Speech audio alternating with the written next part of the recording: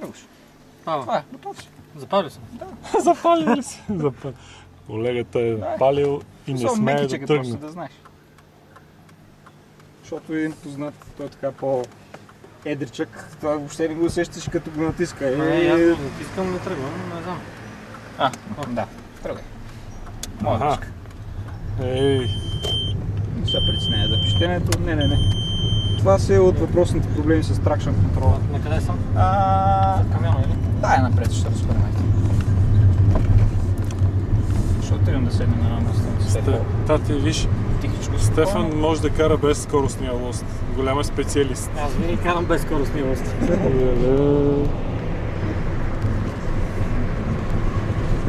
Горе-долу с каква максимална скорост си я позволяваш? В смисъл не е като... съм стигал до 125 някъде, малко под 130. Брат ми е тествал на 140, тук сме наляво. Но това всичко е било на четвърта скорост. Пета не сме успявали да тестваме, просто видях ти горе-долу по пътищата. Да. Трудно. 140 не стига за момент. Добре, ние... Тя си е безшумна, не като безшумна. Абсолютно безшумна, аз не чувам си звука от... Да. За този словенеца не знам дали чете, който е БМВ-то. Не, Дачият. Той Дачи и Рена, не знам какво, той си ги оставя, скоростта си ги оставя. Ами и ние се чулихме дали да ги оставим, реално тя е оставена, в момента просто няма съединител. Дигаш крака от педала на гъста и сменяш, няма проблем. Пробвай ако искаш, дай на четвърта, в смисъл дигаш. Това е. Просто не искахме да запазваме съединителя. Това е. Нали? Искахме да бъде по-упростения вариант. И се държа на пета, нали? Не, на която искаш. Реално на пета пак ще тръгнеш, просто е доста по-плавно. Да. Няма пън.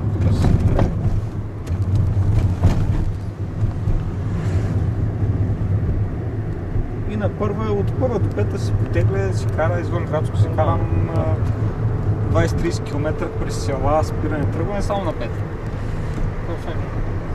Това ти е индикацията? Това е индикацията. Отгоре каква е цифрата, че не мога да я видя? Това са оборотите, като... Право ли са? Да, той ни разказва. За момента сме я запосложили тук, но искам по-нататък ще я махнем. Като всичко да бъде да бъде интегрирано, батерията да си е на резервуара на мястото, оборотомера да си е на оборотомера. Това да го няма.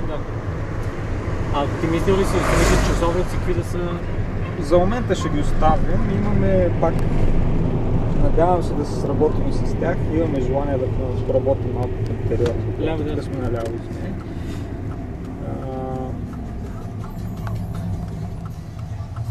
Аз пак казах, желанието ми за изцяло българския електромобил, искам и да го направим да бъде хубаво, нали, и дизайн, и външен, и вътрешен, да бъде нещо така хубаво, красиво. Да може да може без български. Да може без проблем да излезе на едно изложение в чужбина и да има интерес. Какви параметри са необходими? Ясно, финансово. Иначе при финансови параметри и осигурени ще справите с всичко останало. Ами това е, защото вече имаме за движващата част ни е напълно на 100% ясно.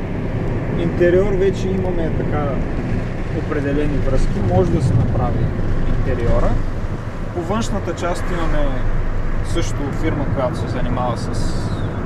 Това са фирми на местно ниво всичко, или? Не само. Повечето тук вече са намесят софиянци, тук ще сме надясно. Не, реално да си говорим, за интериора става въпрос за Вилнер. План да знаете. Не разбрах. За Вилнер. На Сашо Дончев се вижда там след караулката. Срещнахме с него и той се запали по идеята. Ще го направи просто уникално. Много се надявам, искам да бъде наистина нещо както трябва да стане. И наистина да го направим. И говорихме точно, нали, за изцяло наш автомобил, нали, лека по лека да пускаш монитора отляво, че е доста голяма. Тук сме се направили. Да. А иначе за момента аз това обяснях. За момента подготвяме и искаме да работим, нали, горе-долу и в двете посоки. Както общини, така и частни клиенти или фирми. За общините сега тези дни, тези седмици, нали, ще бъде вече готов, нали, по-ясно предложението, което ще имаме, нали, за целия комплект говорим.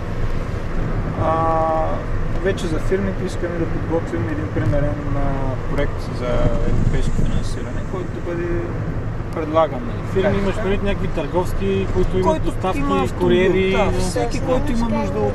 тук, например, Да, и как си говорим.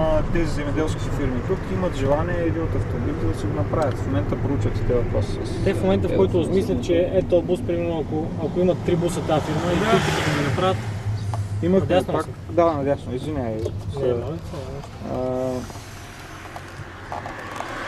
Имахме от Бургас, пак имаше запитване.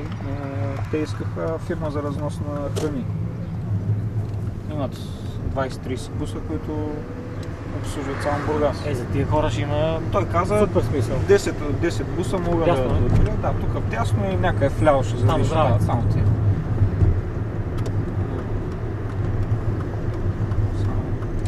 Че отсреща понякога идват състезатели. Сега имам късмет. Ако искаш да опълтава, да.